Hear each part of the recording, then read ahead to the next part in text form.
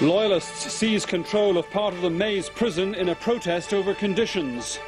The government resumes the early release of Republican prisoners here following the IRA ceasefire.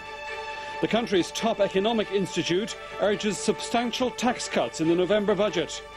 And will new controls spell the end of the urban cowboy?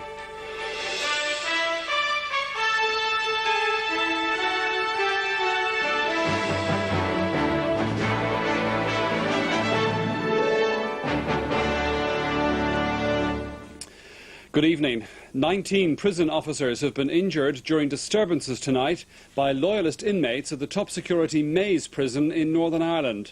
A prison service spokesman said the officers suffered the effects of smoke inhalation after members of the loyalist volunteer force started fires following a rooftop protest. The prisoners have tonight barricaded themselves inside one of the H blocks. They claim the prison authorities have gone back on a promise to improve conditions and visiting arrangements. This morning, about 10 prisoners belonging to the Loyalist Volunteer Force began their protest by climbing onto the roof of the Maze jail. A short time later, the protesters retreated back inside H Block 6, where they erected makeshift barricades.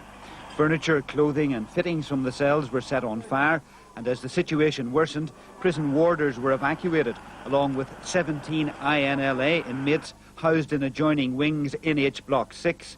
The Northern Ireland office later confirmed that one INLA prisoner had been injured when struck by a missile.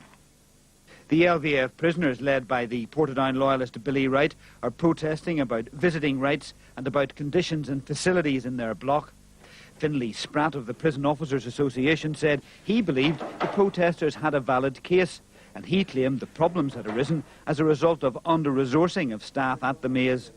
With the protesting prisoners still barricaded inside H Block 6, attempts were being made to resolve the dispute. A former loyalist prisoner turned clergyman, Pastor Kenny McClinton, who acted as mediator during a similar loyalist protest earlier this year, is again being used as go-between in the search for a resolution to the dispute. These things, of course, have festered until the frustration has boiled over, until this morning when the governor refused to see these LVF prisoners at all. And one of them was told that if he wanted Saturday visits, he could go back to McGabry prison. These things are not helpful. The Northern Ireland Police Authority has said the cost of RUC overtime during the July marching season was an estimated £6 million over budget. The eventual figure could be even higher when catering and transport costs are included. The authority today met the RUC Chief Constable Ronnie Flanagan.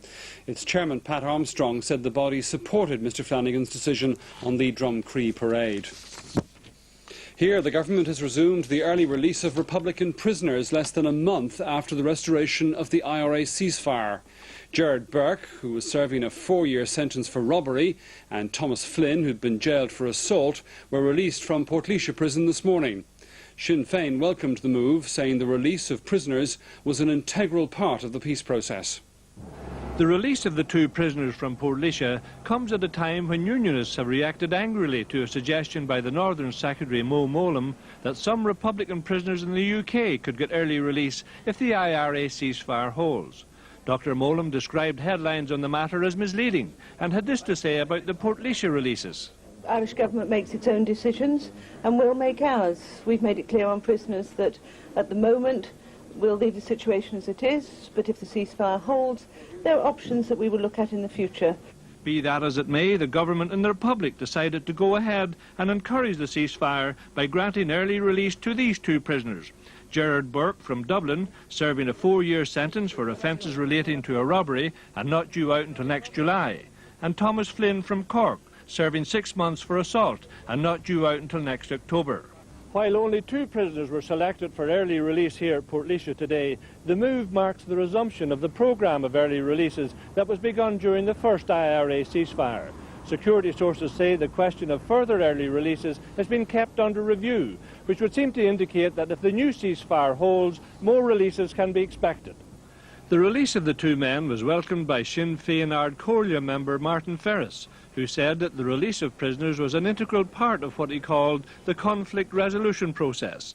During the period of the first ceasefire, a total of 36 provisional IRA prisoners were granted early release. However, the releases came to an end when a huge bomb wrecked London's Canary Wharf and brought the first ceasefire to an end. The Economic and Social Research